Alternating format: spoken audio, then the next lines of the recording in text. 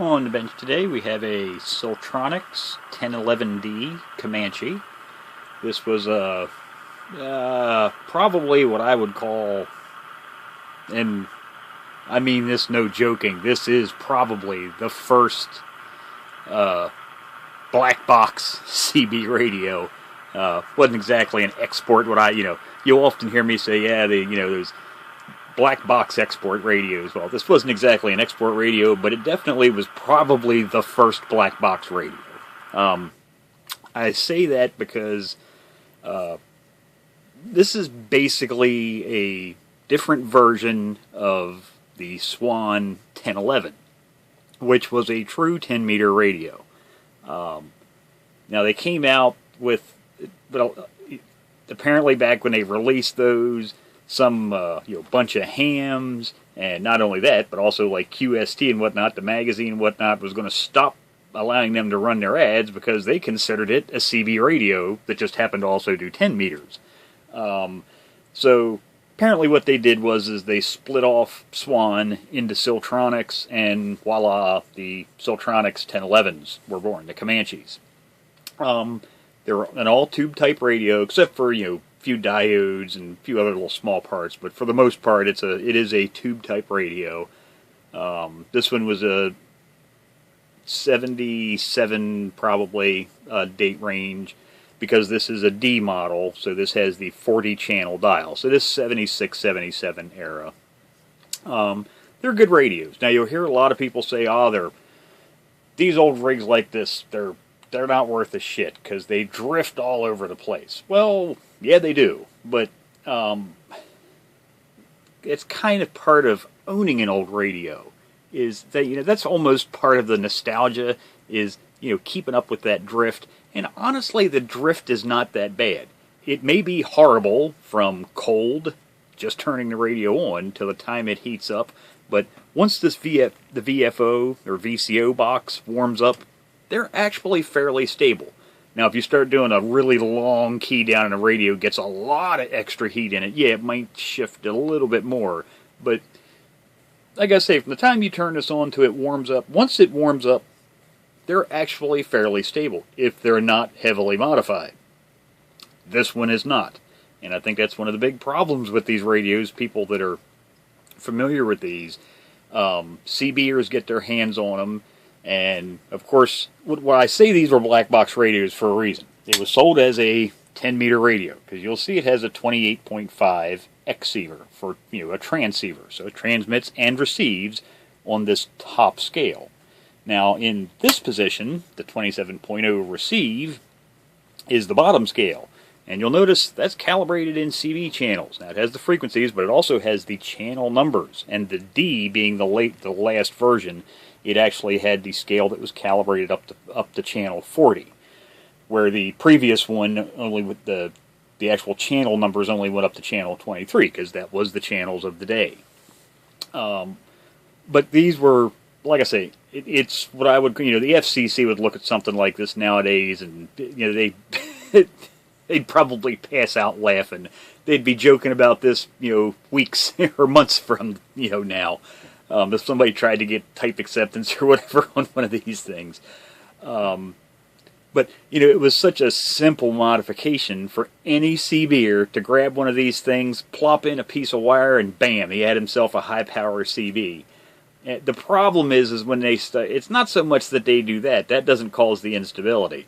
The instability happens when they start trying to screw around with this upper scale and trying to change the frequencies and whatnot inside. They start modifying coil. I have seen more blasted modifications inside this VFO box here than I could shake 10 sticks at. I mean, it's just, you just open some of those up and go, oh my God, what was somebody thinking? And it's not easy to work on trying to undo all that crap, because it's contained. Actually, there's wherever I happen to stop at, channel 28. Yeah, the airwaves, man, they're just almost dead. Actually, maybe a little bit of evening skip starting to roll in. Everybody's finishing up dinner. Yeah.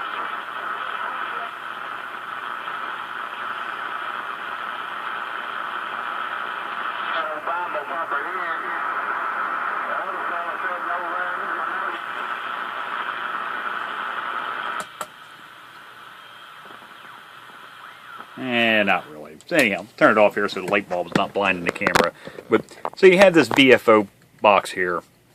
Like I say, it's just a pain because it's a completely sealed box. So trying to get down in there is, it can be a pain in the neck.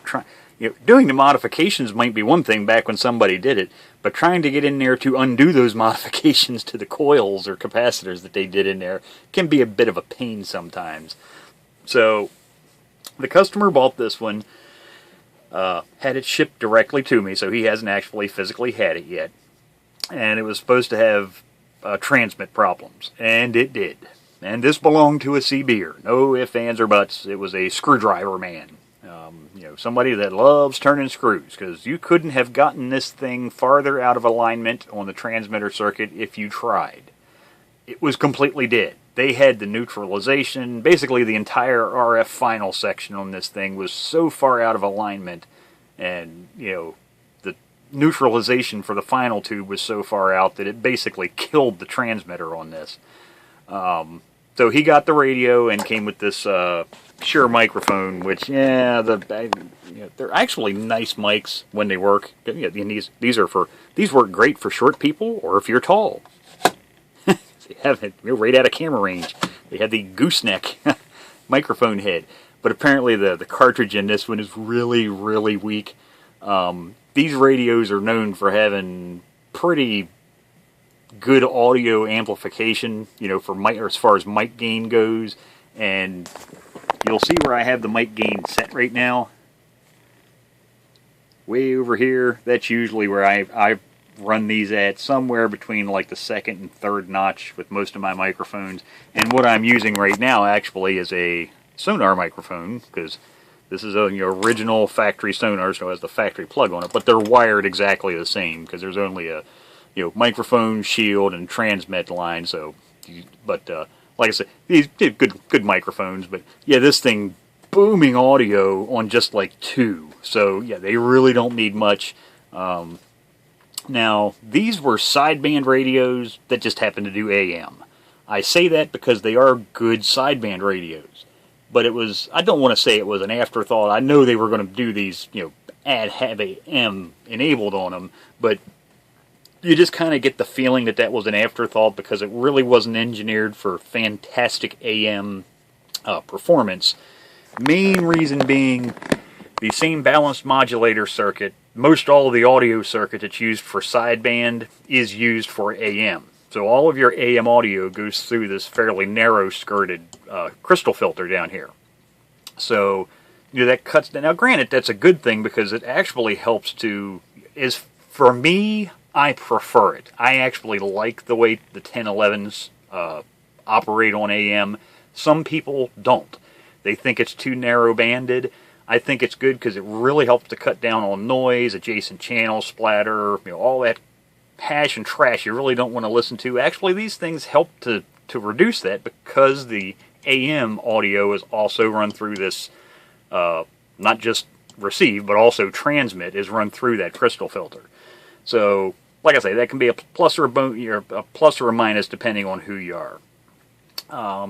So what I have done to this is basically replace all of the electrolytic capacitors, replaced a few out of tolerance resistors, and a few other minor repairs. One thing I always do on stuff like this, you often hear me talk about old tube rigs. In fact, let me turn the AC power off there.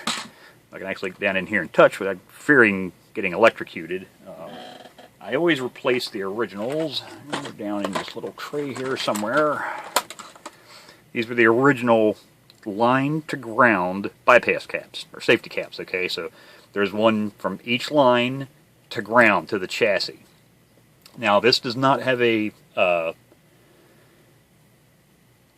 it has the ground goes to chassis. So like I say, but anyhow, I always change these because even if this radio was never used, the on-off switch was never turned on, these capacitors are in use all the time, 24 hours a day. So every power line surge, spike that comes in through your power line, these things are absorbing it, okay? So these are very common to fail. You'll see burnouts in these things, not just in these radios, trams, any radio, television, it doesn't matter what it is. If it has the lines to ground and these are installed before the on-off switch, like this radio, they're on all the time the radio is plugged in, so always change those. Just use your modern, I always use the modern X1, Y2 safety rated caps. That way you're using modern, appropriately certified capacitors for the job. Otherwise, on top, I had to put a couple new tubes in. Customer thought, having a transmit problem, it might need a final tube. It did not, so the solid gold and platinum plated final tube in this thing did not need to be replaced. And I say solid gold and platinum plated because they are getting to be rather expensive nowadays. It has an 8950 sweep tube, so luckily, like I say, that was good. So other than that, I had to resolder the right here. The one terminal broke off. I think that was part of, just in shipping, the tube kind of shimmied out. And then on top of that, me pulling the tube out to clean out the upper part of the chassis, test the tubes and whatnot, it wasn't holding on by much. So that double eyelet terminal's new. That's been replaced. But like I say, otherwise, fairly straightforward up top. No crazy modifications on this, so, don't expect to be seeing all kinds of weird and, kind of strange things done to this. First thing I always check, and this is another prime example, if you want to let the fire and the smoke out of this box, whoever owned this radio before was on a good path to, not only setting the radio on fire, but also their house. 15 amp fuse. This does not take a 15 amp fuse, people. This takes a 4 amp fuse. It says it right on the back of the radio, right below the fuse holder. 120 volts, 4 amp fuse. Not a 15 amp fuse. This radio will have flames shooting out of the top of it before that 15 amp fuse would have blown. So, yeah, that can go in the trash can. So let's get her flipped over here so you can see the underside, which is where most of the work happened. Oh, I did have to glue up a little tiny hole in the speaker right there. I get the feeling something came in from either when the cover was off or maybe through the side cover and punched a little small hole, but I was able to get the paper pushed back out and apply a little bit of glue right there. So here's the underside. Like I say, all the electrolytics were replaced, so all the high voltage and the low voltage, not that there's really any low voltage that low in here. Now, one thing, the original capacitor, I think this confuses some people sometimes. They think when you take out one of these multi-section can caps, now this is a 4-section cap. It has two 80 microfarad at 400 volt sections, and then it has two 5 microfarad at 400 volt sections, okay? And they think if you take out one of these, you got to stick one back in, this 4-section can cap. You don't. The only thing these 4 capacitors have in common is this outer can, which is also these 4 outer lugs for the ground. It shares a ground. Other than that, it's just 4 capacitors. Basically, they're all rolled up together, but they're completely separated from each other. So when you go to replace these, what I use is, if you saw on the top side, was just a modern typo style capacitor. It does have the eyelet terminals like this had, twist ties, but they don't have the twist lock tabs. So for mounting. Now this radio did not have a twist lock mounting bracket, so there weren't 2 holes drilled in there. This actually has the holes punched into the steel chassis that the twist tie tabs went into. So I had to drill 2 holes to add a mounting clamp to install that cap. Now that's only a 2-section cap. It's a dual 100 microfarad at 500 volts. So it's been stepped up 100 volts in operating voltage and increased from 80s to 100 microfarad sections, which is fine. That's actually a good thing for most of your filter caps. And bigger is better usually. And actually a couple of the other ones in here. Now, those other 2 capacitors, because like I said, this has these 2 5 microfarad sections. So, grab a pointer here. They should all be completely discharged by now, but so this capacitor here and this capacitor here are now what replaced the 2 that were in this can. So these 2 5-400s were replaced with 6.8 600s.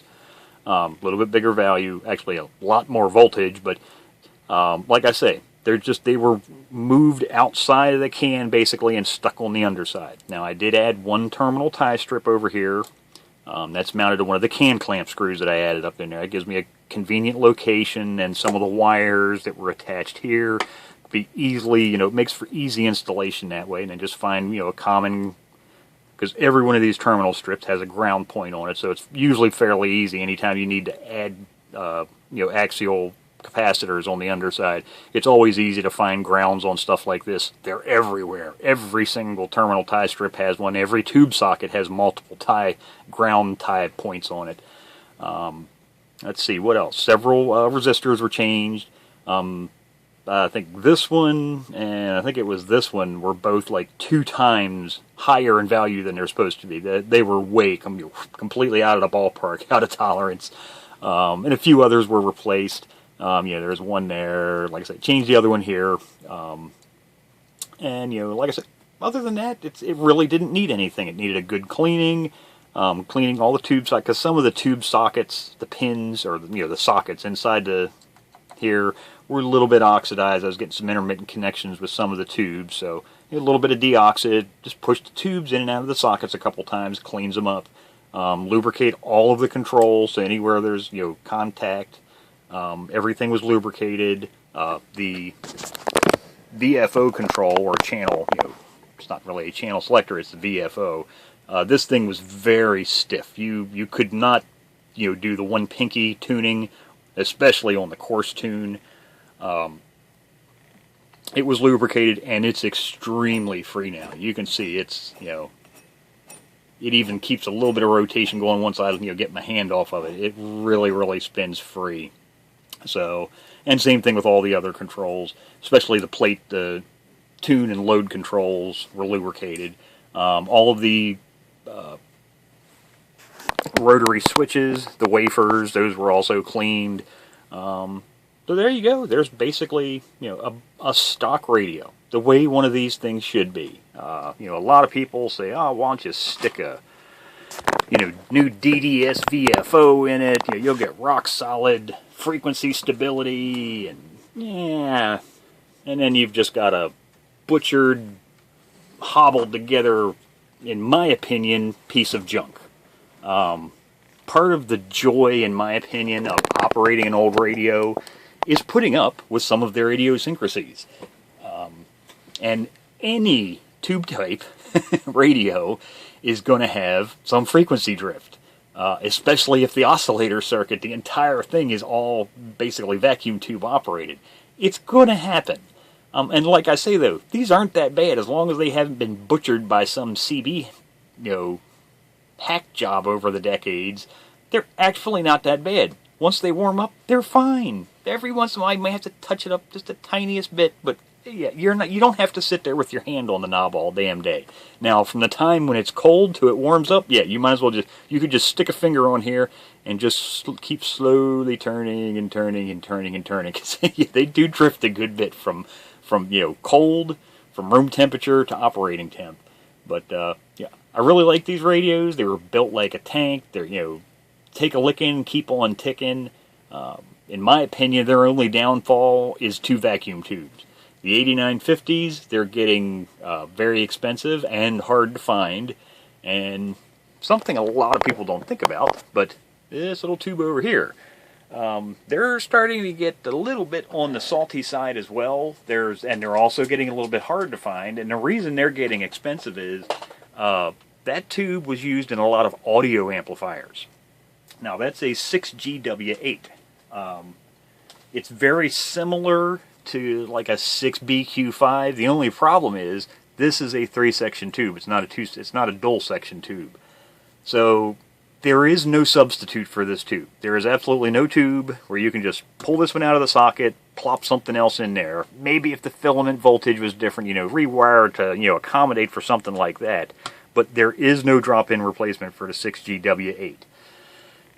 And like I say, they were popular in home stereos and hi-fi equipment for audio amp tubes. So, and those guys are anal about using old tubes. And this one, unlike a lot of tubes, like this also has 212AX7s in it. Now those are popular. They've started to remanufacture those today, and they're used in modern, tube type preamps, guitar amplifiers, and stuff like that. So those tubes are easy to find. But the 8950 and that 6GW5 are both getting, as they say, rare as hen's teeth. But if you don't overdrive these things, use them like they're supposed to, don't expect to be, using this thing running the red line, because you're just going to kill it. Basically, you tune this up following the instruction manual, you'll have a good working radio for a really, really long time. Like I say, it's one of my more favorite radios. I think they're appealing to look at. I think they work well. They sound really good on air. They have good receivers. Granted, it's only single conversion, but even still, with the crystal filter that's in this, they actually have fairly good receive. Like I say, nice radios. So there you go. There's just a quickie overview of this Siltronix 1011D Comanche. The only thing I have left to do to this now, remove these. Now, I had these knobs off and I cleaned the Jackson drive, because that's what these are. This fast, slow control. So these knobs were cleaned while I had them off. But the last thing I have to do to this, these knobs are all nasty, and the faceplate still may not look like it in the camera, but it's actually kind of nasty. A lot of gunk and buildup on all the knobs. So I need to remove all those, clean the knobs and the faceplate, and then it'll be ready to put back together. But otherwise, like I say, really good working radios in good cosmetic condition. What you're looking at here, the cover, that's a whole nother story. Somebody spray bombed that thing with what do you call that? Industrial gray, that blue-gray color. Yeah, it's the customer's going to repaint that himself. But it's in good shape. It's not physically damaged. It's just, somebody spray bombed it, that bluish-gray color. So there you go. There's another radio back up and ready to be used for the next few decades.